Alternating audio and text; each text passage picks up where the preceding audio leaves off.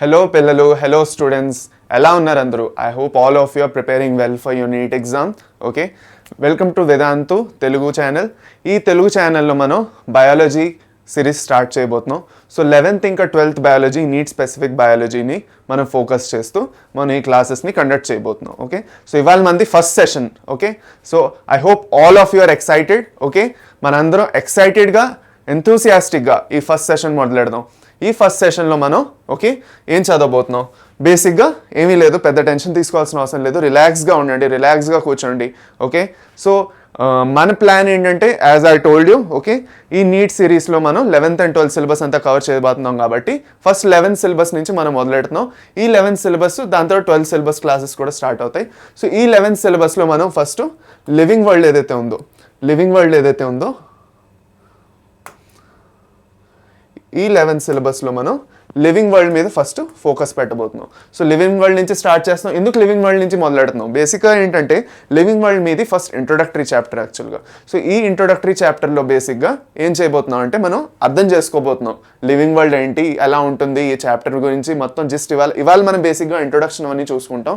Further వెళ్తూ మనం ఈ చాప్టర్ని ఎందుకు సెలెక్ట్ చేసుకున్నామో మీకు అర్థమవుతుంది. బేసిక్గా ఎన్సీఆర్టీ వాళ్ళు ఎందుకు చాప్టర్ స్టార్ట్ చేశారంటే దీని నుంచి వాళ్ళు కూడా ఖాళీ కూర్చోలేదు కదా పిల్లలు. ఓకే, ఖాళీ కూర్చొని బోకేసుకుంటూ హాయిగా ఏం చాప్టర్స్ ఫస్ట్లో పెడదాం, లివింగ్ వరల్డ్ పడేద్దాంలే అనేసి చేయలేదు వాళ్ళు. ఎందుకు చేశారు? ఎందుకంటే ఈ లివింగ్ వరల్డ్ మీకు అర్థమవుతే ఫర్దర్ ఉన్న చాప్టర్స్ మీకు ఈజీగా బోధపడతాయి. ఓకే, అందుకు మీకు అలా చెప్పారు. ఓకే, అందులోని మనకు కొన్ని సబ్ టాపిక్స్ ఉన్నాయి. ఇంట్రొడక్షన్, టాక్సానమీ, నామెన్క్లేచర్ అని చదువుతున్నాం. సో బేసిక్గా తెలుగులో ఈ చాప్టర్ పేరు జీవ ప్రపంచం అంటారు. జీవ ప్రపంచం అని అంటారు. ఓకే, సో మొదలెడదాం మరి. Without any delay let's start with today's class. Okay, చలో. All right. ఓకే, సో మీరు ఈ తెలుగు ఛానల్కి సబ్స్క్రైబ్ ఎందుకు చేసుకోమంటున్నాం అంటే ఈ సెషన్సే కాకుండా బేసిక్గా ఈ తెలుగు సెషన్స్ మీకు ఏవైతే తెలుగు క్లాసెస్ దొరకబోతున్నాయో బయాలజీవి వాటన్ని క్లాసెస్, అది కాకుండా బేసిక్గా మీకు ఏవైతే ఎగ్జామ్ నుంచి వచ్చే అప్డేట్స్ ఉన్నాయో ఆ అప్డేట్స్ కూడా మేము ఇక్కడ ఇస్తాం. ఓకే, టిప్స్ ట్రిక్స్ ఇస్తాం. ఓకే, మంచి క్విజెస్ సాల్వ్ చేయబోతున్నాం.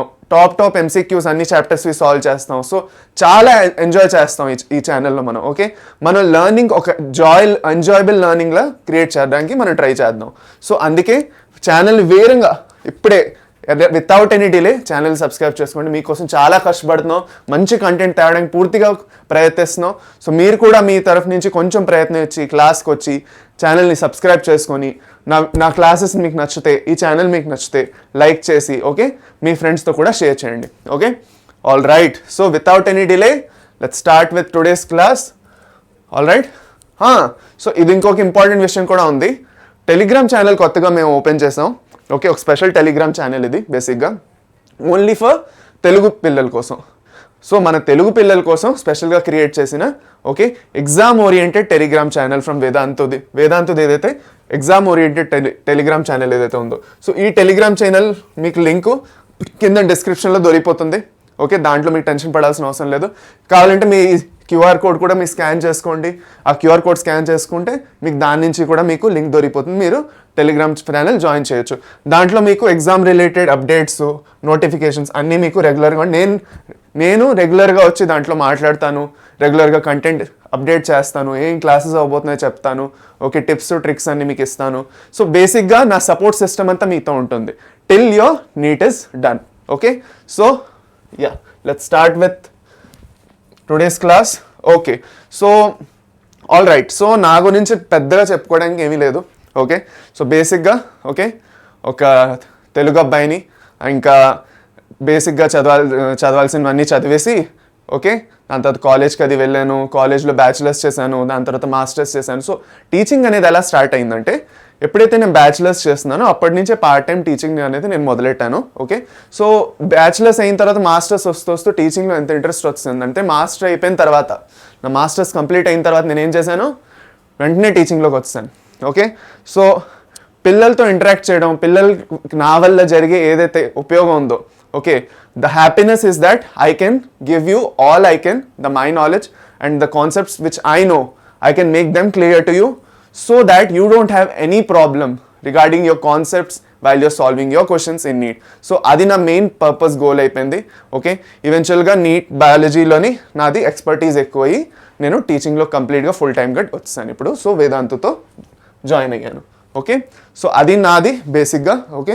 సో మనది ఏంటంటే బేసిక్గా మనం ఆలోచించుకోవాల్సింది ఏంటంటే ఎప్పుడైనా మనం నీట్ కోసం ప్రిపేర్ అవుతాం, లేదంటే లైఫ్లో మనం దేనికోసమైనా ప్రిపేర్ అవుతున్నాం అనుకోండి, ఎలాంటి ఎగ్జామ్ ఏదైనా ఉంటే దాంట్లో మనం 100% ఇచ్చేయాలి పిల్లలు.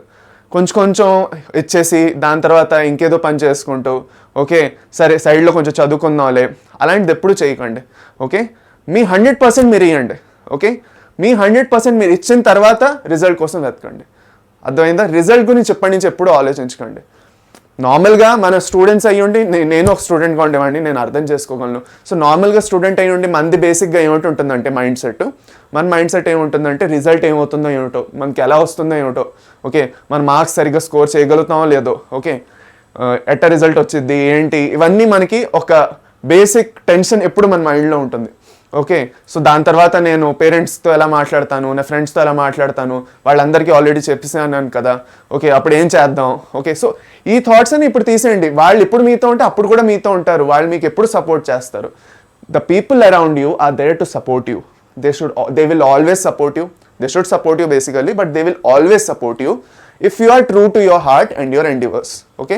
మీరు ఏదైతే చేయగలుగుతున్నారో దాన్ని మీరు నిజంగా బలంగా మీరు ఉన్నారంటే మీ చుట్టూ ఉన్న జనాలు ఈవెన్చువల్గా మీకు ఇప్పుడు అర్థం చేసుకోకపోయినా తర్వాతైనా మిమ్మల్ని అర్థం చేసుకొని మీతో ఎప్పుడు ఉంటారు వాళ్ళు. So that should be your goal, that you should be true to your self, put up your 100% and rest give it away and rest it will get decided. Okay. So దాంతో నా ఇంట్రొడక్షన్ అయింది, చాలు కదా, ఎక్కువ కూడా సోదొద్దు. చలో. So session start చేసే ముందు స్వామి వివేకానంద గారు ఒక మంచి కొటేషన్ చెప్పారబ్బా. ఓకే. ఏం చెప్పారు అతను ఏం చెప్పారంటే, education is the manifestation of the perfection already in man. అంటే ఏంటి అంటే మనం ఆల్రెడీ చాలా విధాలుగా మన మైండ్ సెట్ అవనండి, మన బాడీ అవనండి, చాలా విధాలుగా మనం పర్ఫెక్ట్గా ఉన్నాం ఆల్రెడీ. మన దగ్గర ఇది లేదు అది లేదు, మనం ఇలా లేము అలా లేము అనేసి మనం చాలా ఆలోచించుకుంటాం, సెల్ఫ్ క్రిటిసిజం ఎక్కువ చేసుకుంటాం మనం. సో అతన్ని ఏం చెప్పడానికి ట్రై చేశారంటే, ఎడ్యుకేషన్ అనేది ఏదైతే ఉందో మనలో ఉన్న పర్ఫెక్షన్ని బెటర్ చేయడానికి మాత్రమే, అంతే. అంటే మనం ఆల్రెడీ పర్ఫెక్ట్గానే ఉన్నాం, మనం ఆల్రెడీ మంచిగానే ఉన్నాం, మనం అంతా కరెక్ట్గానే ఉన్నాం. మనం ఎప్పుడైతే చదువుకుంటామో, ఎప్పుడైతే విద్య మనకు వస్తుందో దానివల్ల మనలో ఉన్న పర్ఫెక్షన్ ఇంకా తెలుసుకుంటాం. అవునా కదా? మీరు ఆలోచించండి. ఓకే. ఇప్పుడు మీరు నీట్ కోసం ప్రిపేర్ అవుతున్నారు. సో మీరు లోపల ఏంటి, మీలో ఒక మెడికల్ చదువుకున్న ఒక డాక్టర్ ఓకే, అది మీకు లోపల నుంచి మీకు తెలుస్తున్నది. నేను ఒక డాక్టర్ అవ్వబోతున్నాను, నేను డాక్టర్ అవ్వాలి. మీ మైండ్లో అది అనుకోవాలి ఎప్పుడు మీరు. ఓకే, నేను ఒక డాక్టర్ అవ్వబోతున్నాను, ఒక డాక్టర్ అయ్యి నేను ఎలా ఉండాలి. పిల్లలు అంత ఈజీ కాదు. మీరు అర్థం చేసుకోవాల్సిన విషయం ఏంటంటే, ప్రిపరేషన్ ఏ ఎగ్జామ్ అయినా, మీరు ప్రిపరేషన్ అయిన తర్వాత మీరు MBBSకి వెళ్ళినా ఓకే, ఏది ఈజీ కాదు. లైఫ్లో మీకు చాలామంది చెప్పచ్చు, ఇప్పుడు ఈ ఎగ్జామ్ నీట్ క్లియర్ చేసుకోండి, ఎంసెట్ క్లియర్ చేసుకోండి, హాయిగా ఉండొచ్చు, ఇంకా కాలేజ్లో ఇంకేం టెన్షన్ లేదు. అవన్నీ సోది మాటలు. ఏది ఈజీ కాదు, అన్నీ టఫే లైఫ్లోని. కానీ మనం ఎలా దాన్ని డీల్ చేస్తామో దాంతో మనకి డిపెండ్ అయి ఉంటుంది. అది అనమాట. సో మనం ఎప్పుడు we shouldn't lose hope in anything and we shouldn't give up. We should always stay alive, stay alert. Okay. And we should not stop until we reach whatever we have aimed for. And then it will keep continuing. మీకు ఇప్పుడు exam అయిన తర్వాత మీరు select అయ్యారు, okay, medical కాలేజ్లోకి వెళ్ళారు. Medical కాలేజ్కి వెళ్ళిన తర్వాత మీరు ఏం చేస్తారు? అంతతో అయిపోయిందా? మీరు చదువుకోగలదా? డాక్టర్ అయిపోతారా? ఎవరు? మళ్ళీ మీరు అప్పుడు ఒక 5 years 5.5 years మీరు MBBS చదువుకోవాలి. ఓకే. అది చదువుకున్న తర్వాత మీరు మళ్ళీ మాస్టర్స్ చేస్తారు, ఒక పర్టికులర్ సబ్జెక్ట్లో స్పెషలైజేషన్ చేస్తారు. ఓకే. ఆర్థోలోనా, లేకపోతే న్యూరోలోనా, ఓకే, గైనకోలోని. ఓకే. సో ఇలాంటి బోల్డ్ ఉన్నది. ఇంకా మీకు లైఫ్ అంతా మీకు లెర్నింగే. లైఫ్ అనేది ఒక లెర్నింగ్ ఆబ్జెక్టివ్తో ఉండండి. ఇంత చదివిన తర్వాత ఇంక అయిపోయింది, ఇంకా హాయిగా ఉండొచ్చు అని అనుకుంటే ఎవ్వరూ హాయిగా ఉండలేరు. హాయిగా మనం ఉండాలనే అనుకోకూడదు. మనం ఎప్పుడు లర్న్ ఎప్పుడు మన మోటివ్ అదే ఉండాలి. మన మోటివ్ ఉండాలి లర్న్ అంతే. మనం నేర్చుకుంటూ ఉండాలి. డైలీ బేసిస్లో మనం నేర్చుకుంటూనే ఉండాలి. అప్పుడే మన జీవితంలో అలా ముందుకెళ్తూ ఉంటాం స్మూత్గా. అది ఓకే. చలో. సో అది చాలా ఎక్కువ అయ్యింది, ఇంకా మొదలెడదాం క్లాస్. అది. సో ఇవాళ మన సెషన్లో ఏం నేర్చుకోబోతున్నాం? బేసిక్గా ఇవాళ సెషన్ కొంచెం లాంగ్ ఉంటుంది, ఎందుకంటే మనది ఇంట్రొడక్షన్ అది జరుగుతున్నది, ఫస్ట్ క్లాస్ ఇవాళ. So of course right.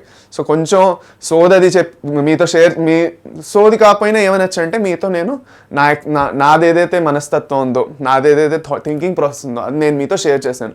మీరు కరెక్ట్గా అలాగే ఫాలో అవ్వాలని నేను రూల్ లేదు. ఓకే, అది మీ మీద డిపెండ్ అవుతుంది మీరు ఎలా ఫాలో అవుతారనేసి, మీరు ఎవరిని ఫాలో అవుతారని. అందరి దగ్గర నుంచి ఒపీనియన్స్ తీసుకొని మీరు ఎగ్జిక్యూట్ చేయాలి, అది మీకు ఇంపార్టెంట్. మీరు ఏదో ఒకటి ఎగ్జిక్యూట్ చేయాలి మంచిగా, అది మీకు ఇంపార్టెంట్. ఓకే, సో బేసిక్గా లివింగ్ అంటే ఏమిటి, వాట్ ఈజ్ లివింగ్? ఓకే, అంటే ఒక ఆర్గనిజంలో జీవం ఉందంటే దాన్ని ఏ క్రైటీరియా మీద మన జీవం ఉందని అంటున్నాం. దాని తర్వాత డైవర్సిటీ ఇన్ లివింగ్ ఆర్గనిజమ్స్ అంటే డైవర్స్ ఆర్గనిజమ్స్, వేరే వేరే రకాల ప్రజాతి. ఓకే, జీవ ప్రజాతి ఏదైతే డిఫరెంట్ టైప్స్ ఆఫ్ ఆర్గనిజమ్స్ ఉన్నాయో అవి ఎలా ఉన్నాయి, ఎలా క్లాసిఫై చేస్తాం అది మాట్లాడుకుందాం. దాని తర్వాత టాక్సానమీ ఇంకా నామెన్క్లేచర్ అంటే క్లాసిఫికేషన్ అయిన తర్వాత వాటి వర్గీకరణ ఎలా చేస్తాం, మనం కేటగరైజేషన్ ఎలా చేస్తాం, అది కాకుండా వాటికి ఎలాంటి పేర్లు ఎలా పెడతాం ఆర్గనిజమ్స్కి, చాలా ఇంట్రెస్టింగ్. ఓకే, సో ఈ క్లాస్ ఎండ్ వరకు ఉంటే ఓకే మీకు ఒక మంచి క్వశ్చన్స్ కూడా దొరకబోతున్నాయి ఈ చాప్టర్స్ సంబంధించిన మంచి క్వశ్చన్స్, ఇంపార్టెంట్ క్వశ్చన్స్ ఏవైతే నీట్లో రిపీట్ అయ్యాయో అవి కూడా మీకు యాక్చువల్గా నేను మీకు చెప్పేసిస్తాను. ఎలాంటి టాపిక్స్ నుంచి ఎలాంటి క్వశ్చన్స్ వస్తాయో అది కూడా చెప్పేసిస్తాను.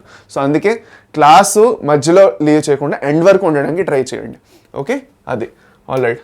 చలియే, సో లివింగ్ వరల్డ్ అంటే ఏమిటి, లివింగ్ వరల్డ్ మనం ఎందుకు చదువుకోవాలి, మనకి ఎందుకు అవసరం లివింగ్ వరల్డ్, ఇది ఇంపార్టెంట్. మనం అర్థం చేసుకోవాల్సిన ఫస్ట్ టాపిక్ ఏంటంటే మనం ఎందుకు ఈ చాప్టర్ చదవాలి. ఓకే, మనకు దీంతో ఏం దొరుకుతుంది, అంతే కదా. ఇప్పుడు ఏదైనా అంతే కదా, నేను నీకు ఎందుకు హెల్ప్ చేయాలరా, నాకేం దొరుకుతుందిరా, అదే కదా అనుకుంటాం. ఇప్పుడు ఎవరైనా హెల్ప్ చేయడానికి వస్తే నాకేం దొరుకుతుంది అని అనుకుంటాం. మనకేం దొరుకుతుంది, ఓకే, మనకేం సంతృప్తి దొరుకుతుంది అంటే మనం వాళ్ళకి ఉపయోగపడగలం, అంటే మన వల్ల వాళ్ళకి ఎంత యూటిలైజేషన్ అయింది, మనం ఉండడం వల్ల వాళ్ళకి ఎంత హెల్ప్ అయింది, అదే కదా అనుకుంటాం. మన వల్ల ఒక డిఫరెన్స్ తేగలిచాం వాళ్ళ లైఫ్లో, వాళ్ళకి ఆ అవసరం ఉండేది. ఓకే, దాన్ని మనం యాక్చువల్గా హెల్ప్ చేయగలిచాం ఆ టైంలో, అది ఇంపార్టెంట్. ఎవరినైనా ఎందుకు హెల్ప్ చేయాలనుకుంటాం కదా, అది అనమాట. ఓకే, సో అలా ఆ ఫీలింగ్ అనేదే వేరు పిల్లలు, అర్థమైందా, అది. So the living world lecture 1 ఇవాళ మనం ఫస్ట్ లెక్చర్ గురించి చదువుకోబోతున్నాం. ఈ లెక్చర్లో మనం బేసిక్గా లివింగ్ ఆర్గనిజమ్స్ ఏవైతే ఉన్నాయో వాటిని ఎలా కేటగరైజ్ చేస్తామని తర్వాత నేర్చుకుంటాం. కానీ ఫస్ట్ లివింగ్ ఆర్గనిజమ్స్ ఏవైతే ఉన్నాయో వాటిలో క్రైటీరియా ఏమిటి, అంటే అవి బతుకున్నాయని చెప్పడానికి ఎందుకు అవి బతుకున్నాయని చెప్తున్నాం, వాటిలో ఎలాంటి క్రైటీరియా చూసుకుంటున్నాం, ఎందుకు ఎలాంటి యాక్చువల్గా పారామీటర్స్ చూసుకుంటున్నాం, ఎందుకు వాటిని బతుకున్నాయని చెప్తున్నాం మనం, ఎందుకు అవి జీవ అంటే బతికి ఉన్నాయనేసి ఎందుకు మనం చెప్తున్నాము. ఓకే, అది మనకి ఇవాళ నేర్చుకోవాల్సిన టాపిక్. ఓకే, సో ఈవెన్చువల్గా కొన్ని తెలుగులో పదాలు కరెక్ట్గా నాకు రాకపోవచ్చు. ఓకే, సో ఈవెన్చువల్గా నేను మీకు చెప్తూ నేను నేర్చుకుంటాను. సో నా వల్ల ఏమైనా కొన్ని మిస్టేక్స్ జరుగుతాయి, క్షమించండి, అంతే కదా, ఇంకేమిటి. అర్థం అవుతున్నదా లేదా అది ఇంపార్టెంట్ ఇంకా మనకి కదా, అది. Okay, so living things, non living things గురించి మనం చదువుకున్నాం చిన్నప్పుడు. ఓకే, లివింగ్ థింగ్స్ అంటే animals, plants, non living things అంటే స్టోన్స్, మౌంటైన్స్ అని చదువుకున్నావా లేదా, చదువుకున్నాం. సో అది చదువుకుంటున్నప్పుడు మనకేం అర్థమైందంటే లివింగ్ థింగ్స్ అనేవి ఓకే వాటిలోని యాక్చువల్గా అవి బతుకుతున్నాయి. ఓకే, వాటిలో జీవం ఉంది, అది మనం చదువుకున్నాం. నాన్ లివింగ్ థింగ్స్కి లైఫ్ ఉండదు, అంతే కదా. Non living things do not have life while all living things will have life, కరెక్టేనా కదా. దాని తర్వాత all living things possess some unique characteristics. All living things possess some unique characteristics that make them different. అంటే అన్నిట్లో కొన్ని unique features ఉన్నాయి. మనందరం మన విషయాల్లో యూనికే. ఓకే, మనలో ఏదో ఒక యూనిక్ ఫీచర్ ఉంది, మనందరిలో ఆ పొటెన్షియల్ ఉంది. ఓకే, మన అందరిలోని ఆ పర్టికులర్ ఎలిమెంట్ ఒకటి ఉంది, దేనివల్ల అయితే మన స్పెషల్ అనమాట. అందరూ మనం కామన్ అనుకుంటాం కదా. ఆఫ్ కోర్స్ చాలా ఫీచర్స్ మనలో, అందరికీ ముక్కులు, 2 కళ్ళు, 2 చెవులు అన్నీ అందరికీ ఉన్నాయి. కానీ అందరిలో ఒక యూనిక్ ఫీచర్ ఉంటుంది, వాళ్ళ మెంటాలిటీ అవనండి, ఏమైనా అవనండి. సో ఆ యూనిక్ ఫీచర్ అనేది బయటికి తేవాలి, మీరు తెచ్చి మీరు ఈ ప్రపంచానికి చూపించాలి, చదువుకోవాలి. ఓకే, మంచిగా చదువుకోవాలి, అది. సో అన్ని ఆర్గానిజమ్స్లో కొన్ని యూనిక్ క్యారెక్టరిస్టిక్స్ ఉంటాయి. ఓకే, ఆ యూనిక్ క్యారెక్టరిస్టిక్సే ఓకే యాక్చువల్గా వాటిని లివింగ్ ఆర్గానిజమ్స్ని, నాన్ లివింగ్ ఆర్గానిజమ్స్ని సపరేట్ చేస్తాయి. సో నెక్స్ట్ ఏంటో చూద్దాం. నెక్స్ట్ ఏంటంటే characteristics. So what are the characteristics basically for living organisms? Okay, so growth, reproduction, metabolism, consciousness. Growth, reproduction, metabolism, consciousness. మళ్ళీ చెప్తాం, కలిసి చెప్దాం అంటే growth, reproduction, metabolism, consciousness. Growth, reproduction, metabolism. ఇవి 4 చాలా ఇంపార్టెంట్. కాన్షియస్నెస్. ఓకే, 4 చాలా important, మీకు గుర్తుపెట్టుకోవాలి. ఎందుకు అంటున్నానంటే గుర్తుపెట్టుకోవాలని, ఈ 4 ఫీచర్స్ వల్లే మనం ఒక ఆర్గనిజంని లివింగ్ ఓ డెడ్ అనేసి ప్రూవ్ చేస్తున్నాం. అంటే లివింగ్ నాన్ లివింగ్ అనేది ప్రూవ్ చేస్తున్నాం.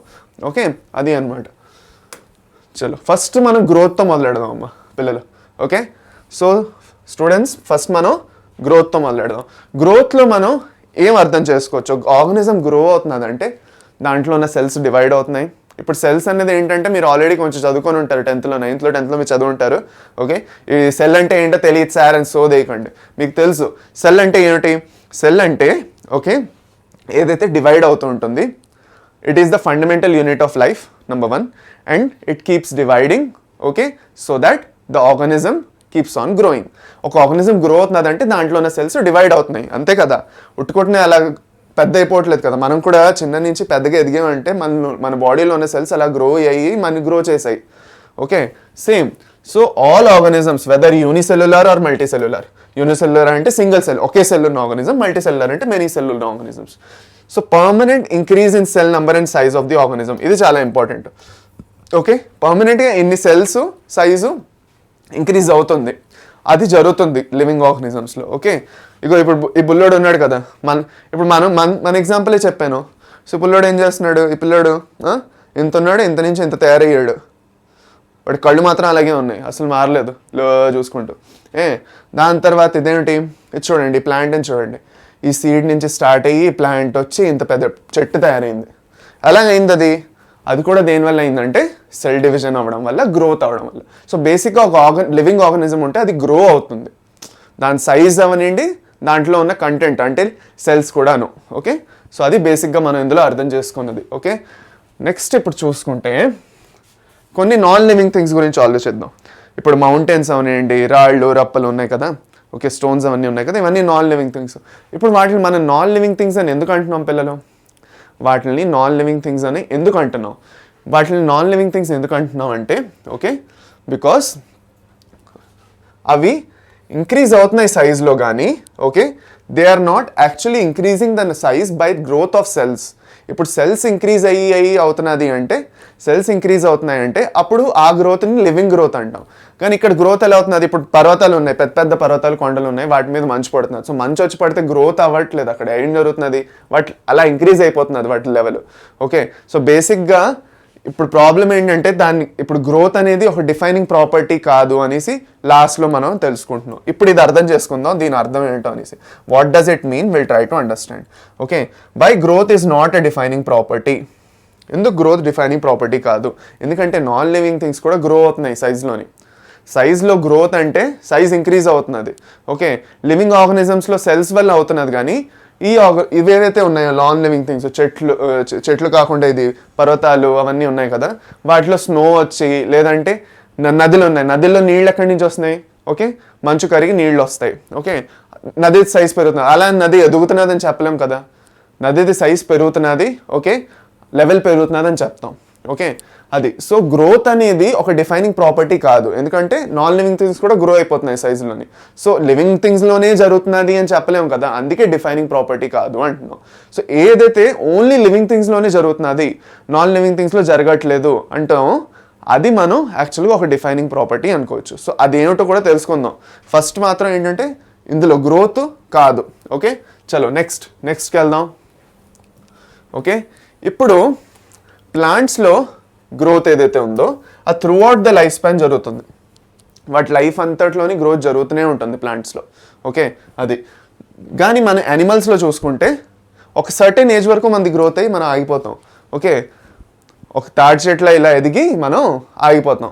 ఓకే, మనం తాటి చెట్టు కాదు, మనం ఇంతవరకు ఎదుగుతాం. నా హైట్ కూడా ఇంతవరకు వచ్చింది, ఇంకా అంతే. దీని తర్వాత నేను ఇంకా ఎదగనుగా, ఈ హైట్ ఇలాగే ఉంటుంది నాది, అంతే. దీని తర్వాత ఏంటంటే అలాగా గ్రోత్ ఆగిపోయి ప్లాట్యూ అంటే ఇలా స్ట్రైట్గా ఉంటుంది, ఇంకా పెద్దగా గ్రోత్ ఇంకేం జరగదు, ఇంక్రీజ్ అవ్వదు ఇంకేం. ఓకే, సో అది అనమాట. సో అలా కంటిన్యూస్గా గ్రోత్ అన్ని ఆర్గానిజమ్స్లో జరుగుతున్నదని కూడా చెప్పలేం. మనలో అయితే కంటిన్యూస్గా గ్రోత్ జరుగుతూనే ఉండదు కదా, ఒక సర్టెన్ స్టేజ్ వరకు అయ్యి ఆగిపోతుంది అంటున్నాం. సో ఇప్పుడు ఆర్గానిజమ్స్లోని మెయిన్ ప్లాంట్స్లో అయితే కంటిన్యూస్గా గ్యారంటీగా జరుగుతున్నది. కదా, అందుకే దాన్ని డిఫైనింగ్ ప్రాపర్టీ అని అనలేము. అది కూడా మళ్ళీ ఇంకొక పాయింట్, ఎందుకు నాట్ అ డిఫైనింగ్ ప్రాపర్టీ అని ఎందుకు అలా అడిగడిగి అంటున్నాం అంటే మీరు గుర్తుంచుకోవాలని పిల్లలు. ఓకే, బ్రైట్గా లేదు పిల్లలు ఇది కలర్, ఆగండి కొంచెం బ్రైట్గా ఉండే కలర్ తీద్దాం. ఇది కనిపిస్తున్నదా, ఇది కనిపిస్తున్నది అనుకుంటాను. Okay, so not a defining property. Okay, అది అర్థమైందా? నెక్స్ట్కి వెళ్దాం. నెక్స్ట్ చాలా గ్రోత్ చాలా ఎక్కువ అయిపోయింది. ఇంకా నెక్స్ట్ ఇంకా రీప్రొడక్షన్కి వెళ్దాం. సో రీప్రొడక్షన్ అంటే ఏమిటి, మనం ఈ రీప్రొడక్షన్ అని ఎందుకు అంటున్నాం? ఒక్క నిమిషం. ఓకే, సరే ఫైన్, ఓకే, ఆల్రైట్. సో మనం రీప్రొడక్షన్ అనేది ఎందుకు అంటున్నాం? Okay, why are we using the term reproduction in this? Reproduction అంటే ఏంటి? First, reproduction is the ability of an organism to produce progeny. అంటే పేరెంట్ నుంచి ఆఫ్ స్ప్రింగ్ రావడం.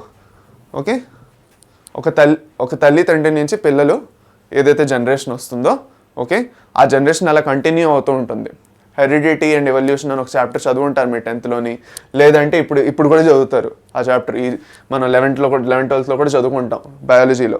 సో అందులో మనం తెలుసుకుంటాం రీప్రొడక్షన్ అనేది ఎలా జరుగుతుంది. మీ 12th క్లాస్లో ఫస్ట్ చాప్టర్స్ అవే వస్తాయి, రీప్రొడక్షన్ ఆర్గానిజమ్స్ నుంచి స్టార్ట్ అవుతుంది, అప్పుడు మీరు నేర్చుకుంటారు. ఓకే, సో బేసిక్గా రీప్రొడక్షన్ అనేది ఏదైతే ఉందో అది యాక్చువల్గా ఒక డిఫైనింగ్ ప్రాపర్టీయే కాదా ఫస్ట్ తెలుసుకుందాం. ఎందుకో చెప్తాను చూడండి. Okay, organisms reproduce asexually and sexually. Asexual reproduction అంటే ఏంటి? ఇగో ఈ బ్యాక్టీరియా చూడండి ఎలా డివైడ్ అవుతున్నది, అది బైనరీ ఫిషన్. దీన్ని ఏంటంటారు? Binary fission. ఓకే, దీన్ని బైనరీ ఫిజన్ అంటారు. ఓకే, దీన్ని ఏంటంటాం? బైనరీ ఫిజన్ అంటాం. ఓకే, ఇక్కడ స్టార్ ఫిష్ కూడా డివైడ్ అవుతున్నది అలాగే. ఓకే, అదొక టైప్ ఆఫ్ కూడా రీప్రొడక్షనే. సో ఏసెక్షువల్ రీప్రొడక్షన్ అంటే ఎలాంటి గ్యామీట్స్ రాకుండా, ఫస్ట్ ఎలాంటి గ్యామీట్స్ రాకుండా, ఇంకా ఫర్టిలైజేషన్ అవ్వకుండా. ఫర్టిలైజేషన్ అంటే okay, the fusion of male and female gametes is known as fertilisation. So male and female gametes ఉండాలంటే మేల్ ఫీమేల్ ఆర్గానిజమ్స్ ఉండాలి.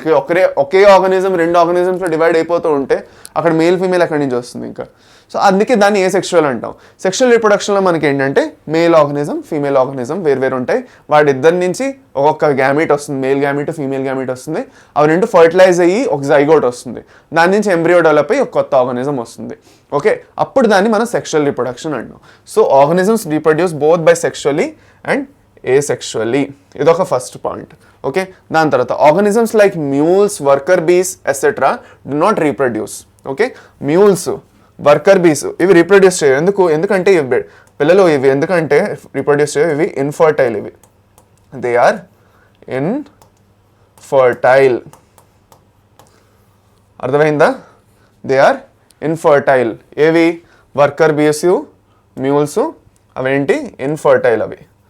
ఓకే, సో వాటిని ఎందుకు ఇన్ఫర్టైల్ అంటున్నాం మనం వర్కర్ బీస్ని? ఓకే, ఎందుకు ఇన్ఫర్టైల్ అంటున్నాం వర్కర్ బీస్, మ్యూల్స్? ఎందుకంటే అవి యాక్చువల్గా ఎలాంటి గ్యామెట్స్ ప్రొడ్యూస్ చేయవు. ఓకే, సో గ్యామెట్స్ ప్రొడ్యూస్ చేయకపోతే వాటిని ఇన్ఫర్టైల్ అంటాం. ఫర్టైల్ అయితే ఆ ఆర్గానిజమ్స్ గ్యామెట్స్ని ప్రొడ్యూస్ చేస్తాయి. ఓకే, అందుకు. So hence reproduction is not a defining property. ఇప్పుడు రీప్రొడక్షన్ ఎందుకురా బాబు డిఫైనింగ్ ప్రాపర్టీ కాదు? ఎందుకు డిఫైనింగ్ ప్రాపర్టీ కాదు రీప్రొడక్షన్ ఎందుకు డిఫైనింగ్ ప్రాపర్టీ కాదంటే రీప్రొడక్షన్ అందరిలోని జరగట్లేదు. బతికున్న ఆర్గానిజమ్స్ అందరిలోనే రీప్రొడక్షన్ జరగాలి. ఒక డిఫైనింగ్ ప్రాపర్టీ అంటే మనం ఏమనుకున్నాం? ఒక డిఫైనింగ్ ప్రాపర్టీ అంటే అన్ని ఆర్గానిజమ్స్కి, లివింగ్ ఆర్గానిజమ్స్కి కరెక్ట్గా అప్లై అవ్వాలి. దాన్ని మనం ఏమన్నాం? డిఫైనింగ్ ప్రాపర్టీ అన్నాం. అవునా కాదా?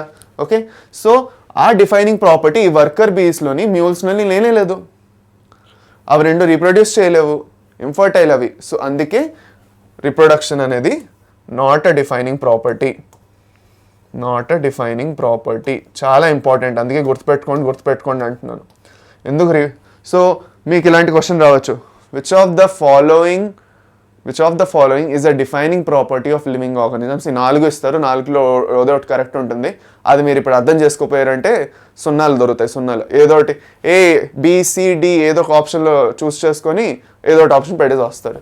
అలాంటి సోది పనులు చేయకుండా నేర్చుకోవాలి సరిగ్గా. అందుకేను అది అనమాట. ఓకే, లేదంటే మాతో ఏంటది కొంతమంది క్లాస్మేట్స్ ఉండేవారు మాది ఇంటర్లోని. ఓకే, వెళ్ళి ప్రభాస్ సినిమా స్టోరీలు, పవన్ కళ్యాణ్ సినిమా స్టోరీలు రాసుకొని వచ్చేవారు. లేదంటే OMR షీట్లో మంచి మంచి డిజైన్లు వేసుకొని వచ్చేవారు. సో అలాంటి కష్టాలు పడకుండా చక్కగా నేర్చుకుంటే గొడవ లేదు కదా పిల్లలు, అది అనమాట. Biochemical reactions taking place in a body of organisms are collectively known as metabolism. So మనం మెటబాలిజం గురించి నేర్చుకోబోతున్నాం ఇప్పుడు. మెటబాలిజం అంటే మన బాడీలో ఎక్కడైనాను బేసిక్గా మన బాడీలో ఎక్కడైనా ఏవైతే రియాక్షన్స్ జరుగుతున్నాయో బయోకెమికల్ ఎందుకు అంటున్నాం, బయో అంటే లివింగ్, ఓకే, ఒక లివింగ్ ఆర్గానిజం లోపల, కెమికల్ అంటే కెమికల్ రియాక్షన్స్. సో మన బాడీలో అంటే మన ఒక లివింగ్ ఆర్గానిజం కదా, సో మన బాడీలో ఏవైతే రియాక్షన్స్ జరుగుతాయో లేదంటే లివింగ్ ఆర్గానిజమ్స్లో ఏవైతే రియాక్షన్స్ జరుగుతాయో వాటిని బయోకెమికల్ రియాక్షన్స్ అంటాం. సో ఈ బయోకెమికల్ రియాక్షన్స్ ఏవైతే అన్నీ కలిసి అన్నీ కలిపి వాటిని మెటబాలిజం అంటాం. వాటిని ఏంటంటాం, మెటబాలిజం అంటాం. అన్ని రియాక్షన్స్ని కలుపుకొని, ఓకే. సో బేసిక్గా అన్ని ప్లాంట్స్లోని, యానిమల్స్లోని, ఫంగస్లోని, ఓకే, మైక్రోబ్స్లో అన్నిట్లోని మెటబాలిజం ఉంటుంది, ఓకే. సో నాన్ లివింగ్ ఆర్గానిజమ్స్లోని మెటబాలిజం ఉండదు. నాన్ లివింగ్ ఆర్గానిజమ్స్ ఎక్కడ, రాళ్ళు రప్పలు ఎక్కడి నుంచి మెటబాలిజం జరుగుతుంది, బయోకెమికల్ రియాక్షన్స్ ఎక్కడి నుంచి జరగవు కదా, అది. సో టైప్స్ ఆఫ్ మెటబాలిజం, వీటిలో కొన్ని రకాలు ఉన్నాయి పిల్లలు, వీటిలో కొన్ని రకాలు ఉన్నాయి. ఆ రకాలు ఏమిటి, what are the types of metabolism? Anabolism ఇంకా కెటబాలిజం, ఈ రెండు. ఎనబాలిజం అంటే ఏంటి, కలిసి వచ్చే రియాక్షన్స్. అంటే ఇప్పుడు you're trying to build something, okay, నువ్వేదో సృష్టించడానికి ట్రై చేస్తున్నావు, రెండు మెటీరియల్స్ తీసుకొని, అంటే A+B gives rise to C, అంటే A ఇంకా B కలిసి C అనే ఒక ప్రోడక్ట్ని తేవడానికి ట్రై చేస్తే దాన్ని ఎనబాలిజం అంటాం, ఓకే. అండ్ ఫోటోసింథసిస్లో ఏంటి, ఫుడ్ ప్రిపేర్ చేస్తున్నది plant. Using sunlight the plant is preparing food in photosynthesis. So it is a anabolic reaction. Formation of starch from glucose, bold glucose యూనిట్లు వచ్చి, గ్లూకోజ్ స్టార్చ్ అనేది ఏంటి, ఒక పాలిమర్, గ్లూకోజ్ది పాలిమర్ అంటే polysaccharide, అంటే బోల్డ్ glucose యూనిట్లు వచ్చి ఒక్క స్టార్చ్ మాలిక్యూల్ని క్రియేట్ చేస్తాయి, ఓకే. సో అన్ని గ్లూకోజ్లు వచ్చి ఒక స్టార్చ్ని క్రియేట్ చేస్తున్నాయంటే ఏంటి, సృష్టించడానికి ట్రై చేస్తున్నాయంటే అది కూడా ఒక ఎనబాలిక్ రియాక్షన్లోకి వస్తుంది, ఓకే. దాని తర్వాత కెటబాలిజంకి వస్తే, కెటబాలిజంలో బ్రేక్ డౌన్ రియాక్షన్స్, అంటే బ్రేక్ అవడం, రెస్పిరేషన్లో బ్రేక్ డౌన్ జరుగుతుంది మనకి. మన ఎనర్జీ బ్రేక్ డౌన్ అది చేస్తాం, ఎనర్జీ ప్రొడ్యూస్ చేస్తున్నాం, ఓకే. సో ఇవన్నీ మీరు ఫర్దర్ ఉన్న క్లాసెస్లో మీరు నేర్చుకుంటారు. సో బ్రేక్ డౌన్ రియాక్షన్స్ అంటే ఒకటే ప్రోడక్ట్ ఉంది, ఫర్ సపోజ్ A కలిపి A gives rise to B+C, okay. A gives rise to B+C. దీన్ని ఒకలాగా రాసుకుందామా, మీకు ఈజీగా కూడా ఉంటుంది. ఇలా రాసుకుందాం, ఆగండి. A+B gives rise to C. దీన్ని మనం అనబాలిక్ అనుకుందాం. ఇందులో A gives rise to B+C, దీన్ని మనం అనుకుందాం కెటబాలిజం. అంటే A బ్రేక్ డౌన్ అయ్యి B ఇంకా C ప్రోడక్ట్స్గా వస్తున్నాయి. ఇందులో ఏంటి, A ఇంకా B రెండు కలిపి C అనే ఒక ప్రోడక్ట్ని తీసుకొని వస్తున్నాయి. అది ఎనబాలిక్, ఇది కెటబాలిక్, ఓకే.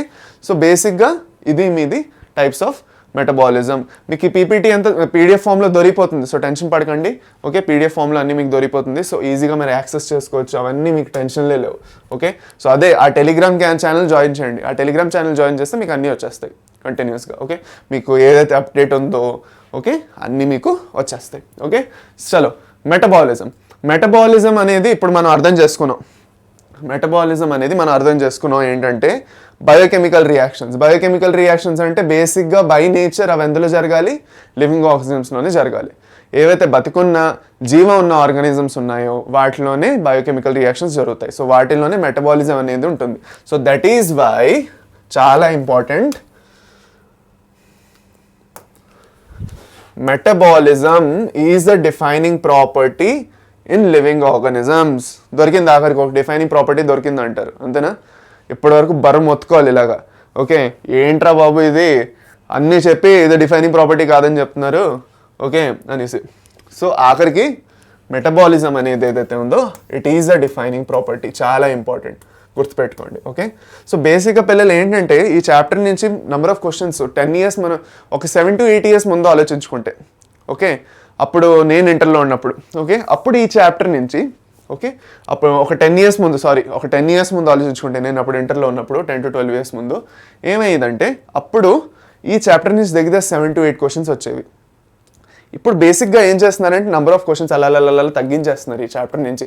ఆ సోదిలే, ఈ చాప్టర్ నుంచి ఇంకెంత ఇస్తాము, ఇచ్చి బోర్ కొట్టింది ఆల్రెడీ. కొత్త చాప్టర్ ఇంకా మిగతా చాప్టర్ నుంచి కొంచెం క్వశ్చన్లు పెంచుదామని హ్యూమన్ ఫిజియాలజీ వాటన్నిటి నుంచి, దాని తర్వాత మీకు సెల్ బయాలజీ, ఓకే, జెనెటిక్స్ నుంచి, మెండెలియన్ జెనెటిక్స్ నుంచి క్వశ్చన్స్ ఎక్కువ ఇవ్వడం మొదలెట్టారు. సో వాటి వెయిటేజ్ కొంచెం ఎక్కువ అయిపోయింది. అలా ఈ చాప్టర్ ఇంపార్టెంట్ కాదని ఇగ్నోర్ చేయకండి. చాలా ఈజీ చాప్టర్ ఇది. దీంట్లో మీరు బేసిక్స్ అన్ని నేర్చుకొని ముందుకు వెళ్ళిపోతే అయిపోయింది. ఎందుకంటే వదిలేయడం ఈ చాప్టర్ని చెప్పండి.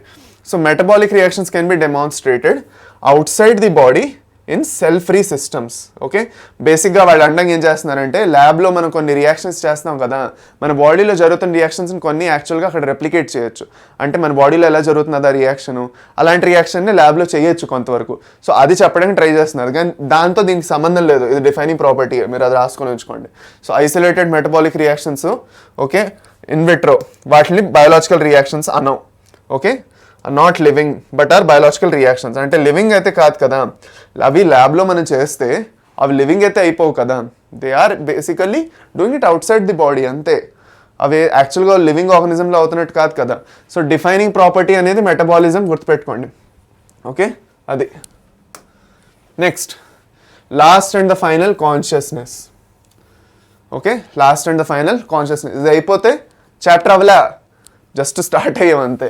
ఓకేనా, all organisms are sensitive and respond to various stimuli. ఇల్లు ఈ చెట్టుని చూసారా మీరు ఎప్పుడైనా? ఇది చెట్టు ఉంది కదా, ఈ చెట్టు మీరు చూసే ఉంటారు. ఇదేంటంటే బేసిక్గా మీరు మైమోజా ప్లాంట్ అంటారు దీన్ని, టచ్ మీ నాట్ ప్లాంట్ అంటారు. దీన్ని వెళ్ళి మీరు ఇదిగో ఇలా టచ్ చేశారంటే ఏమవుతుందంటే లీఫ్ ఇలా ముడుచుకుపోతాయి, పూర్తిగా మొత్తం క్లోజ్ చేసేసుకుంటుంది. అది దానికి ఇష్టం లేదు. ఓకే, సో అది అనమాట. దాన్ని ఏంటంటాం, కాన్షియస్నెస్ ఉండడం అంటాం. అంటే ఆ ప్లాంట్లో అంత లెవెల్ ఆఫ్ కాన్షియస్నెస్ ఉంది. ఓకే, ఏదైనా వచ్చే టచ్లో చేయగానే వెంటనే, ఏదైనా ఒక స్పర్శ రాగానే వెంటనే క్లోజ్ అయిపోతాయి leaves. Okay, so all organisms are sensitive and respond to various stimuli. Okay, మన అందరం ఒక పర్టికులర్ లెవెల్లో సెన్సిటివ్. అంటే సెన్సిటివ్ అంటే ఇమోషనల్ లెవెల్ ఆఫ్ సెన్సిటివ్ కాదు, అది వేరు. That is a little bit different thing which we're talking about here. Sensitive అంటే ఓకే, మనం ఏదున్నా మన అరౌండ్ మనం ఫీల్ చేయగలం. ఇప్పుడు మన సపోజ్ దోమొచ్చి కుట్టింది కదా, పాట్ అని కొడతాం కదా ఇలాగా. ఎందుకు కొడుతున్నాం అంటే అక్కడ దోమొచ్చి కుట్టింది మనకు తెలుస్తుంది అది. Okay, so we can feel it that the mosquito is coming and biting on this area of my skin.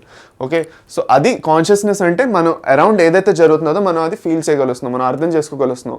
Okay, వేడి ఎక్కువ ఉంటే చాలా వేడిగా ఉందని చెప్పగలుస్తున్నాం, చల్లగా ఉంటే టెంపరేచర్ చాలా చల్లగా ఉందని చెప్పగలుస్తున్నాం. సో అది అనమాట. Okay, so various environmental factors, okay, to which plants respond are light, water, temperature, other organisms, pollutants. Okay, so ఇవన్నీ మనం యాక్చువల్గా ఫీల్ చేయగలం. అంటే ఏంటి, మనం తెలుసుకోగలం ఉన్నాయి అనేసి. లైట్ ఉన్నదా లేదా మనం తెలుసుకోగలం. ఓకే, చీకటిగా ఉందంటే చీకటిగా ఉందని చెప్పగలం, లైట్ ఉందంటే వెలుగ్గా ఉంది కదా అని చెప్పగలం. అర్థమైందా? అది అనమాట మీకు, అది కాన్షియస్నెస్ అంటే. మన చుట్టూరా మనకి ఏం జరుగుతుందో తెలుస్తున్నది అంటే దాన్ని కాన్షియస్నెస్ అంటారు. ఓకే, ఇప్పుడు స్టిములై ఎలాంటివి ఉంటాయి? ఫిజికల్, ఇప్పుడు నేను అన్నట్టు వచ్చి దోమ కొట్టింది గట్టిగాను, పట్టని కొట్టానని. కెమికల్, మనం దాహం వేస్తే మనం నీళ్ళు తాగుతాం. ఓకే, సో లేదంటే మన చేతులు కడుక్కున్నప్పుడు, మన చేతులు కడుక్కున్నప్పుడు నీళ్ళు ఇక్కడ నీళ్ళతో కడుక్కుంటాం. సో నీళ్ళు ఉన్నాయో లేదో మనకు తెలుస్తుంది కదా అది. దాని తర్వాత బయోలాజికల్, సో అదే మనం ఊపిరి తీసుకుంటున్నాం, గాలి వచ్చి బయటకు అది వెళ్తున్నది. సో ఇవన్నీ బేసిక్గా అంటే మనం ఇక్కడ పెద్ద బొర పెట్టాల్సిన అవసరం లేదు. మనం అర్థం చేసుకోవాల్సింది ఏంటంటే మనం కాన్షియస్గా ఉంటాం కదా, ఆ కాన్షియస్గా ఉండడం అనేది ఒక ఫీచర్ లివింగ్ ఆర్గానిజమ్స్లో. So humans have additions factor of self consciousness, అంటే అవేర్నెస్ ఆఫ్ సెల్ఫ్. అంటే నేను ఇలా ఉన్నాను, మన ఇమోషనల్ లెవెల్లో మన బిల్డ్ ఎంత బాగున్నదంటే. So we are intelligent animals, humans are intelligent animals. Okay, so we as animals have a very good sense of self awareness. Okay, so adi cheppadaniki try chestunaru. Okay, and it is a defining property. Ma adenti sir ఒకటే ఉండేదా అనుకున్నారేమో, రెండేసి ఉన్నాయి. రెండు defining properties ఉన్నాయి మీకు living ఇంకా ఆర్గానిజమ్స్లో, రెండు defining properties. So ఈ రెండు డిఫైనింగ్ ప్రాపర్టీస్ ఏమిటి? Metabolism, consciousness. గ్రోత్, రీప్రొడక్షన్ కాదు. సో 4 ప్రాపర్టీసే లివింగ్ ఆర్గానిజమ్స్లో. ఏదేది? ఏమేవా 4? Growth, reproduction, metabolism, consciousness. కానీ డిఫైనింగ్ ప్రాపర్టీస్ అని అన్నారంటే ఓన్లీ మెటబాలిజం, కాన్షియస్నెస్ వస్తాయి. ఓకే, అది అనమాట. చలో నెక్స్ట్, ఇప్పుడు డైవర్సిటీ ఇన్ లివింగ్ వరల్డ్లోకి వెళ్దాం. ఓకే, అయిపోయింది. ఇంకా ఆ 4 ఫీచర్లు భలేగా డిస్కస్ చేసుకున్నాం, మంచిగా అర్థం చేసుకున్నాం. ఓకే, మీకు ఎలాంటి డౌట్స్ ఉన్నా బేసిక్గా ఒక్క చిన్న బ్రేక్ తీసుకోండి, చెప్తాను మీకు ఇది. ఓకే, మీకు ఎలాంటి డౌట్స్ ఉన్నా క్లాస్లో బేసిక్గా మీరు ఏం చేయొచ్చు అంటే, మీకు ఎలాంటి స్పెషల్ క్విజ్ సెషన్స్ కావాలన్నా, లేదంటే ఇలా ఈ చాప్టర్ నుంచి ఈ పర్టికులర్ టాపిక్ నుంచి వేరేగా ఒక క్లాస్ తీసుకోండి. ఓకే, ఈ టాపిక్ అర్థం కావట్లేదు, సో ఆ టాపిక్ మీద మంచిగా ఎక్స్ప్లెనేషన్ ఇవ్వండి. ఏదైనా ఇలాంటి మీకు ఏమైనా సజెషన్స్, మీకు ఏమైనా ఐడియాస్ ఉన్నా, మీకు ఏమైనా ఉన్నా మీరు కామెంట్ సెక్షన్లో కామెంట్ చేయండి. ఈ క్లాస్లో కూడా నేను మీ క్లాస్లో నేను చెప్పాను కొన్ని ఇంపార్టెంట్ క్వశ్చన్స్ డిస్కస్ చేయబోతున్నాను అని. సో అవి కూడా మీరు కామెంట్ బాక్స్లో చెప్తారు. ఓకే, దాని గురించి కూడాను. సో బేసిక్గా మనం ఎందుకు కమెంట్స్ ఎందుకు చేయమంటున్నానంటే, ఓకే, బేసిక్గా మనం కనెక్ట్ అవ్వడానికి, అంతే కదా. ఇప్పుడు మీరు కమెంట్ చేస్తే వాటికి వచ్చి నేను రిప్లై ఇస్తాను. రిప్లై ఇవ్వను అనుకోండి, గ్యారంటీగా వచ్చి రిప్లై ఇస్తాను. ఓకే, సో అందుకే నేను మీరు కమెంట్ చేస్తే నేను ఆ కమెంట్స్ని సీరియస్గా తీసుకుంటాను. మీరు ఏమైనా సజెషన్స్ ఇచ్చినా ఆ సజెషన్ కూడా సీరియస్గా తీసుకుంటాం. అందుకే మీరు ఆ కమెంట్ బాక్స్లోని వదలకుండా చక్కగా కమెంట్ చేయండి. Okay, no tension, no worries, comment చేయండి. ఓకే, మీకు ఏమనిపించిన, క్లాస్ నచ్చిందా, నచ్చలేదా, మీకు ఏమైనా ఇంప్రూవ్మెంట్ కావాలా, ఓకే, కంటెంట్లో ఏమైనా ఇంప్రూవ్మెంట్ కావాలా, ఎలాంటి చాప్టర్స్ మీకు ఎక్కువ చదవాలని ఉంది, ఓకే, మీకే చాప్టర్స్ ఇంకా ఎక్కువ ఇంపార్టెంట్ అనిపిస్తున్నాయి, ఏది మీకు అనిపించినా మీరు కామెంట్ సెక్షన్లో చెప్పండి. Okay, so without any further delay let's delve into diversity in living world. అది డైవర్సిటీ ఇన్ లివింగ్ వరల్డ్ అంటే ఈ ప్రపంచంలో ఏవైతే ఆర్గానిజమ్స్ ఉన్నాయో వాటిలో ఉన్న డైవర్సిటీ, వేరే వేరే ప్రజాతి ఆర్గానిజమ్స్ ఉన్నాయి. సో వాటిలో ఎంత డైవర్సిటీ ఉంది అది మనం చదువుకుంటాం. So biodiversity refers to number and types of organisms present on earth. Number అంటే ఎన్ని ఆర్గానిజమ్స్ ఉన్నాయి, టైప్స్ అంటే రకాలు. ఇవి రెండు మనం చదువుకుంటాం బయోడైవర్సిటీలో. Okay, so they differ in morphology అంటే ఎక్స్టర్నల్ అపియరెన్స్ ఎలా కనిపిస్తున్నాయి, వాటి బాడీ ఫీచర్స్ ఏవైతే ఉన్నాయో అవి. దాని తర్వాత సైజు, ఓకే, బాడీ సైజు. దాని తర్వాత కలరు. దాని తర్వాత ఎనాటమీ అంటే ఇంటర్నల్ ఆర్గనైజేషన్ ఎలా ఉంది బాడీది. దాని తర్వాత హ్యాబిటాట్, ఎక్కడ ఉంటున్నాయి హ్యాబిట్స్, అలవాట్లు ఏమిటి, ఇవన్నీ ఇంపార్టెంట్. ఏవేవి ఇంపార్టెంట్ మళ్ళీ చూద్దామా. కొంచెం కలర్ మారుద్దాం పిల్లలు, బోర్ కొట్టేట్లా ఏం తెలియట్లేదు కూడాను కదా. సో అందుకే size, morphology, colour, anatomy, habitats, ఇంకా హ్యాబిట్స్. ఓకే, జస్ట్ ఒక్క నిమిషం అవ్వండి. అది ఓకే.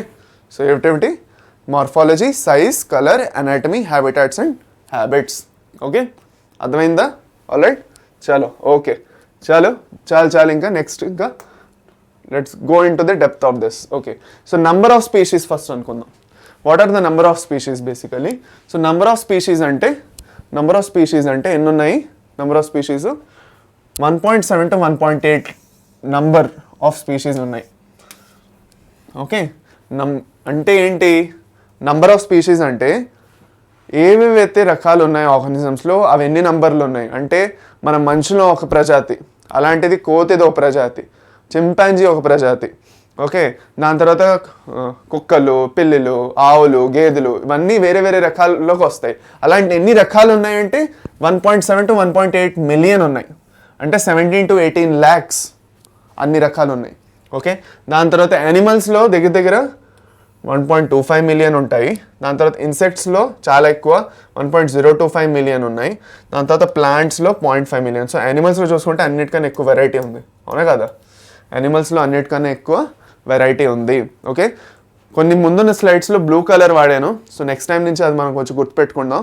సో ఆ బ్లూ కలర్ వాడడం వల్ల కొంచెం క్లియర్గా తెలియపోవచ్చు నేను ఏదైతే మార్క్ చేశానో. సో నెక్స్ట్ టైం నుంచి మనం అది ఇంప్రూవ్ చేద్దాం కొంచెం. ఓకే, అది అనమాట.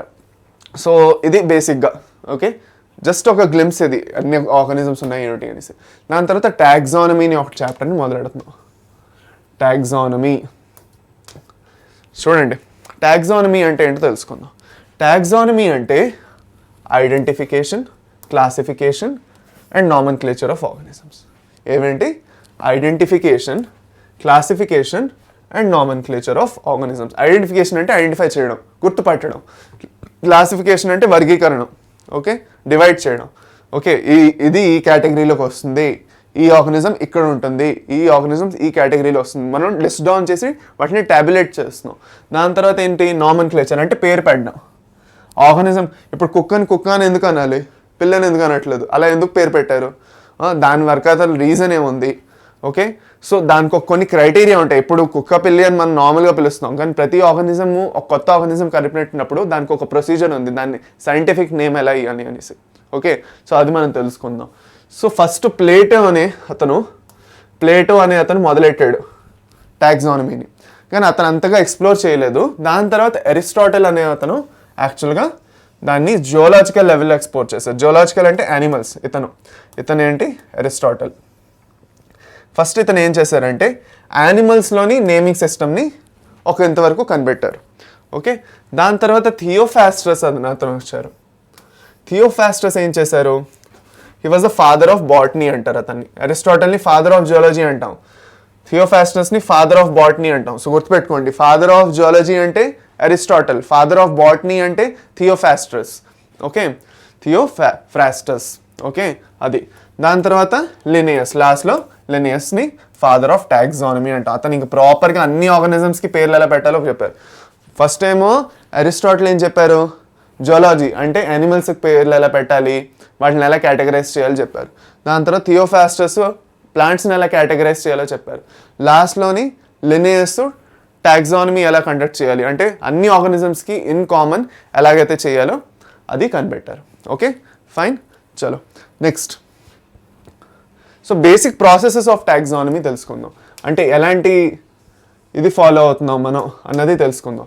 సో బేసిక్గా దీంట్లో ఏంటంటే క్యారెక్టరైజేషన్ అనేది ఒకటి ఉంటుంది, ఐడెంటిఫికేషన్ ఉంటుంది, క్లాసిఫికేషన్ ఉంటుంది, నామెన్క్లేచర్ ఉంటుంది. క్యారెక్టరైజేషన్ అంటే వాటి క్యారెక్టర్స్ని అర్థం చేసుకోవడం. ఓకే, వాటి క్యారెక్టర్స్ ఏంటి, ఎక్స్టర్నల్ ఇంటర్నల్ స్ట్రక్చర్ ఏమిటి, ఓకే, వాటి సెల్ స్ట్రక్చర్ ఏమిటి, డెవలప్మెంటల్ ప్రాసెసెస్ ఎలాంటి ఫాలో అవుతున్నాయి, అది మనం క్యారెక్టరైజేషన్ అంటాం. ఐడెంటిఫికేషన్ అంటే గుర్తుపెట్టడానికి ఆర్గానిజంని చూసుకుంటాం, correct description of organism prior to nomenclature, దాన్ని కరెక్ట్గా డిస్క్రైబ్ చేయడం నేర్చుకుంటాం. దాని తర్వాత క్లాసిఫై చేస్తాం. క్లాసిఫై అంటే వర్గీకరణ, grouping of organisms into categories on the basis of similarities and differences. Similarities అంటే ఏం కలిసి వస్తున్నాయి, డిఫరెన్సెస్ అంటే ఏం కలిసి రావట్లేదు. దాని తర్వాత నామెన్క్లేచర్లో సైంటిఫిక్ నేమింగ్ అనేది ఇస్తాం, అంటే సైంటిఫిక్ నేమ్స్ ఎలా ఇస్తాం అది మనం నేర్చుకుంటాం దాంట్లో. ఓకే, అది. Next binomial nomenclature. Binomial nomenclature అంటే ఏంటి, what is binomial nomenclature? Okay, so binomial nomenclature అంటే రెండు వర్డ్ ఉన్న పేరు ఇవ్వడం ఒక ఆర్గానిజంకి. రెండు వర్డ్స్ ఉన్న పేరు ఒక ఆర్గానిజంకి ఇవ్వడాన్ని ఏంటంటాం, బైనామియల్ నామెన్క్లేచర్ అంటే. బై అంటే ఏంటి, రెండు. What do you mean by bi? Two. Okay, nomial అంటే two words name. Okay, so two వర్డ్స్లో మనం నేమ్ ఇస్తే దాన్ని బైనామియల్ నామెన్క్లేచర్. సరిగ్గా రాద్దాం కొంచెం, ఒక్క నిమిషం. మీకు కూడా అర్థం అవ్వాలి కదా, ఏదో నాకు అర్థమయ్యేటట్టు నేను రాసుకుంటే ఎలా వెళ్ళదు కదా. ఓకే, సో టూ వర్డ్స్, రెండు వర్డ్స్లో మనం దాని పేరుని రాస్తాం, దాన్ని బై అంటాం. నేమ్ అంటే పేరు. సో బైనామియల్ నామెన్క్లేచర్ అంటే రెండు వర్డ్స్ వాడుతూ మనం ఏదైతే పేరు పెడతాం ఆర్గానిజంకి దాన్ని బైనామియల్ నామెన్క్లేచర్ అంటాం. So the process of assigning a standard name of scientific name to an organism is called nomenclature. ఒక ప్రాపర్ స్టాండర్డ్ నేమ్ అంటే ఏంటి? బేసిక్గా స్టాండర్డ్ నేమ్ అంటే what is a standard name? A standard name is a name, okay, in which all the people in the earth can understand that or utilize that for scientific purposes. బేసిక్గా scientific name ఎందుకు important? Scientific name ఎందుకు important అంటే ఇప్పుడు నేను కుక్క అంటాను, హిందీలో కుత్తా అంటారు, అలాంటి వేరే లాంగ్వేజ్లో వేరు ఉన్నాయి. ఓకే, కానీ అన్ని వేరు పేర్లు ఉండడం వల్ల ఒక కామన్ పేరు ఉండడం ప్రాబ్లం అయిపోతుంది. ఒక కామన్ పేరు లేదు, ఆ కామన్ పేరు ఉండాలి కదా. ఇప్పుడు నార్మల్గా నువ్వు నేనున్నాను, లేదంటే ఇంకెవరైనా ఉన్నారు, వాళ్ళు ఏంటంటే ఒక పర్టికులర్ ఆర్గానిజంని కనిపెట్టారు, లేదంటే దాని మీద రీసెర్చ్ చేస్తున్నారు. ఓకే, సో అలా చేస్తున్నప్పుడు అతని లాంగ్వేజ్లోనే రాయాలా? అతను ఒక రష్యన్ అతను అనుకోండి, ఓకే, లేదంటే అతను అమెరికాలో ఉన్నారు, అతను ఇంగ్లీష్లో రాస్తున్నారు అనుకోండి, అందరికీ ఇంగ్లీష్ అర్థం అవ్వాలని రూల్ లేదు. లేదంటే యూరోప్లో ఉన్నారు, ఫ్రెంచ్లో రాస్తున్నారు అనుకోండి, అతను ఫ్రెంచ్లో రీసెర్చ్ చేస్తున్నారు. సో ఆ పర్టికులర్ ప్లాంట్ గురించి అతను ఫ్రెంచ్లో రాసేస్తున్నారు, ఆ ఫ్రెంచ్లో ఉన్న పేరు రాసేస్తున్నారు. నీకు అర్థమవుతుందా రీసెర్చ్? అర్థమవుతుంది. మనకి ఎందుకు అర్థం అవుతుంది రీసెర్చ్? ఎందుకంటే మనకి ఫ్రెంచ్ రాదు. సో ఆ ఫ్రెంచ్లో ఆ ప్లాంట్ పేరు ఏమిటో మనం తెలుసుకున్నప్పటికీ మనకు టైం పట్టేస్తుంది.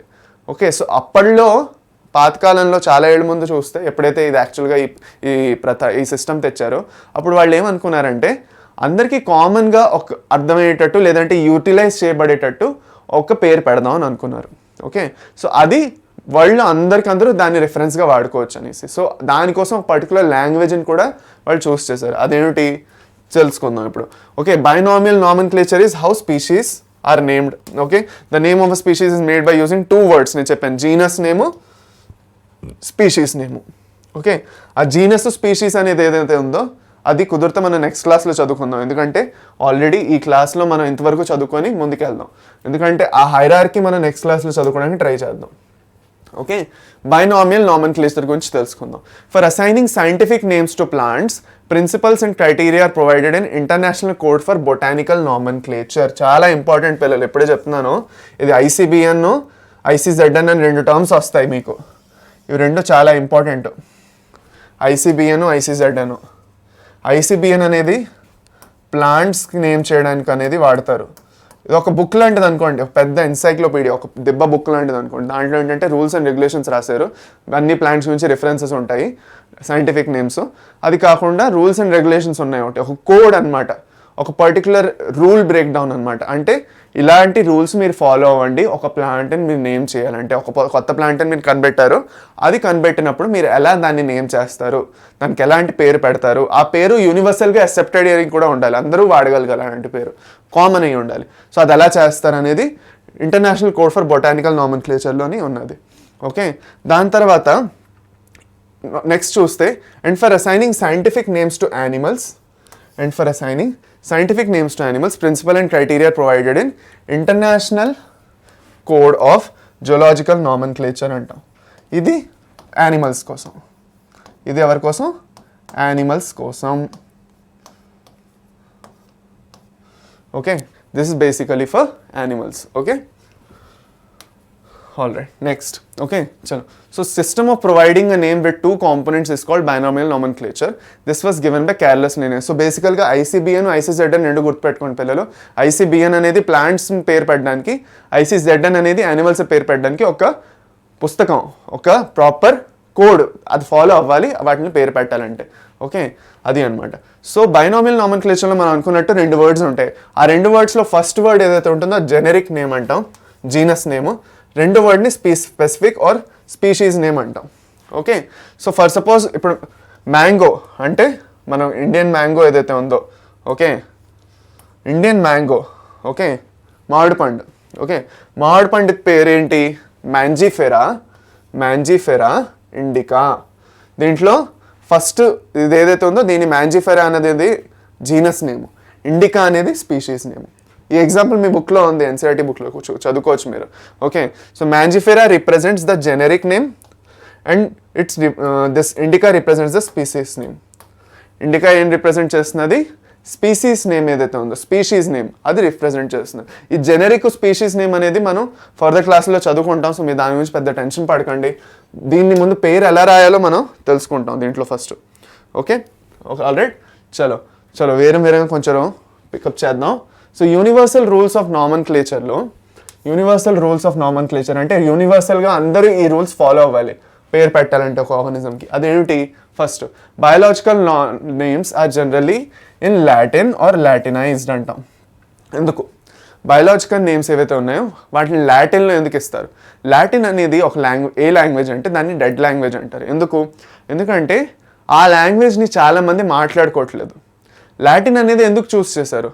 ఏ లాంగ్వేజ్ అయినా చూస్ చేయొచ్చుగా, తెలుగు చూస్ చేసుకోవచ్చు కదా, లేదంటే ఇంగ్లీష్ చూస్ చేయొచ్చుగా, బోల్డ్ మంది మాట్లాడతారు, ఫ్రెంచ్ చూస్ చేసుకోవచ్చు, అది కూడా చాలామంది మాట్లాడతారు, స్పానిష్ కూడా చాలామంది మాట్లాడతారు వాళ్ళు.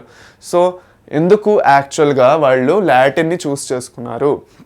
లాటిన్ ఎందుకు చూస్ చేసామంటే Latin is a dead language. Dead language అంటే చాలా తక్కువ మంది స్పీకర్స్ ఉన్నారు. సో ఎప్పుడైతే తక్కువ మంది స్పీకర్స్ ఉన్నారో దాని మీద ఎంత లాంగ్వేజ్కి తక్కువ యూజ్ ఉంటుందో దాంట్లో కొత్త వర్డ్స్ యాడ్ అవడానికి ఛాన్సెస్ కూడా తక్కువ ఉంటాయి. ఆ లాంగ్వేజ్లో ఏమైనా చేంజెస్ రావడం కూడా చాలా తక్కువ. నువ్వు బేసిక్గా లాంగ్వేజ్ మాట్లాడకపోతే ఏం జరుగుతుంది?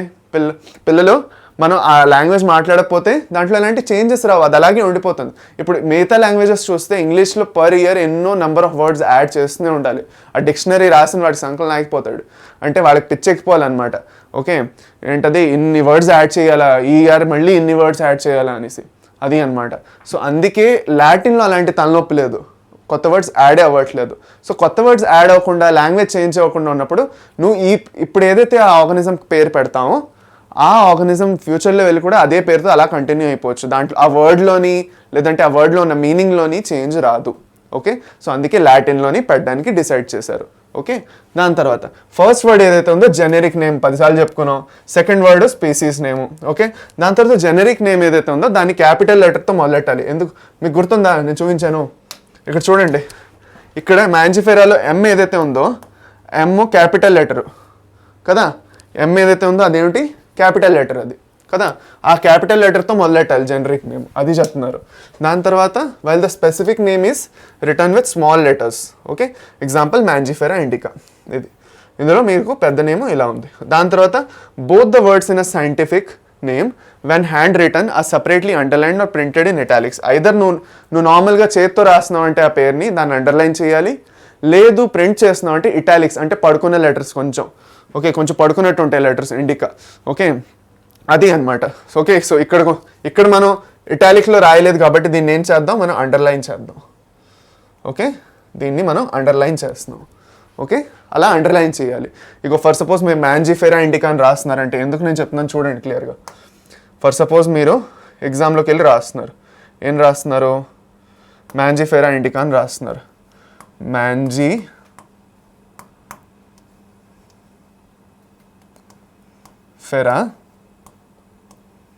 ఇండికా.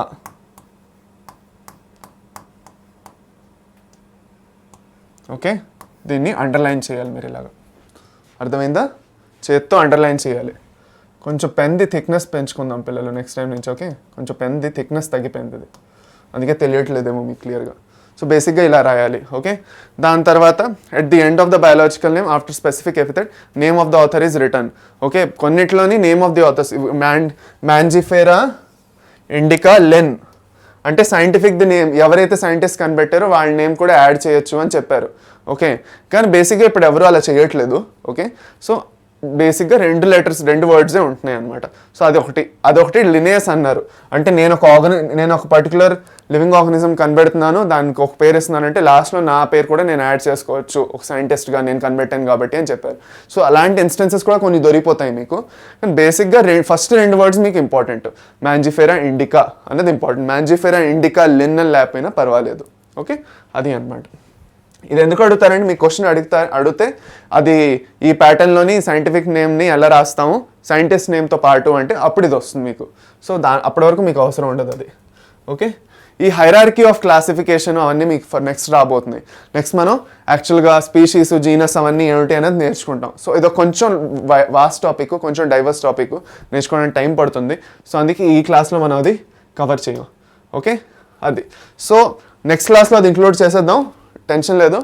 ఈ క్లాస్లో ఏమైనా డౌట్స్ ఉంటే బేసిక్గా కామెంట్ సెక్షన్లో కామెంట్ చేసి చెప్పండి. ఓకే, ఎలాంటి డౌట్స్ ఉన్నా, మీకు ఏమైనా అర్థం కాకపోయినా, మీకు ఎలాంటివి ఏమైనా సజెషన్స్ ఉన్నా మీరు కింద యాక్చువల్గా కమెంట్ చేసి చెప్పండి. Okay, you can comment and ask your doubts.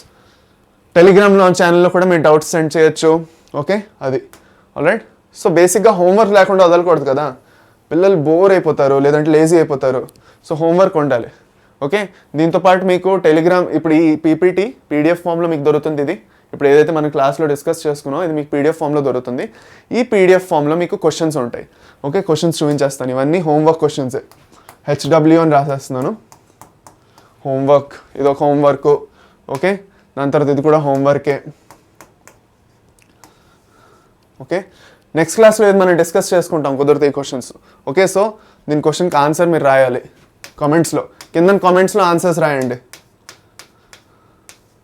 క్వశ్చన్కి నంబర్స్ ఇచ్చేద్దామా, అప్పుడు మీకు ఈజీగా ఉంటుంది. క్వశ్చన్ నెంబర్ 1 ఇది. ఓకే, దాని తర్వాత క్వశ్చన్ నెంబర్ 2 ఇది. ఒక్క నిమిషం. ఓకే, ఇది క్వశ్చన్ నెంబర్ 2. ఓకే, ఇది హోంవర్కే. దాని తర్వాత క్వశ్చన్ నెంబర్ 3 ఇది హోంవర్కే. దాని తర్వాత లాస్ట్ క్వశ్చన్ నెంబర్ 4. 4 క్వశ్చన్లు ఉన్నాయి టోటల్. ఈ 4 క్వశ్చన్స్లో మీరు కామెంట్ బాక్స్లో షేర్ చేయండి వీటి ఆన్సర్స్. Okay, alright. ఈ 4 క్వశ్చన్స్ మీకు దొరికిపోతాయి, ఈ కామెంట్ బాక్స్లో మీరు షేర్ చేసుకోవచ్చు. Okay, alright. ఇంకా ఛానల్ని సబ్స్క్రైబ్ చేయకపోతే మరి ఎందుకు పిల్లలు అలా చేస్తారు? మీరు మనసు బాధపడుతున్నారు కదా మీరు ఛానల్ సబ్స్క్రైబ్ చేయకపోతే. ఛానల్ని సబ్స్క్రైబ్ చేయండి, షేర్ చేయండి, ఓకే. దాని తర్వాత మీకు నచ్చితే షేర్ చేయండి, మీకు నా క్లాస్ నచ్చి ఉంటే లైక్ చేయండి, ఇంకా ఛానల్ని సబ్స్క్రైబ్ చేయండి. సబ్స్క్రైబ్ చేయడం కూడా మర్చిపోకూడదు, మిగతా ఏం పర్వాలేదు.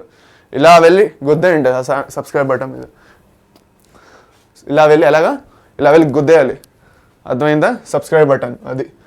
సో అది. థ్యాంక్ యూ పిల్లలు, thank you so much class attend చేసినందుకు. ఓకే, మీకు మనం ఇదే ఫ్లో మనం మెయింటైన్ చేయబోతున్నాం. ఈ ఫ్లోలో మీకు ఎనీ డిఫరెన్సెస్, మీకు ఏమైనా కావాలి అంటే, ఏమైనా చేంజెస్ కావాలంటే కమెంట్ సెక్షన్లో చెప్పండి, ఓకే.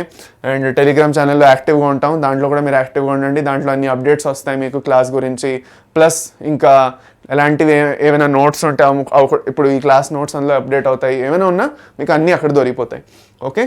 అది. సో బేసిక్గా వేదాంతుది మనం ఈ తెలుగు ఛానల్ తెలుగు పిల్లల కోసం అని స్టార్ట్ చేసాం, ఓకే. సో మీకు బేసిక్గా నీట్ గురించి ఉన్న పూర్తిగా అండర్స్టాండింగ్, గైడెన్స్ ఇవ్వాలనేది మా ప్రయత్నం ఉంటుంది, ఓకే.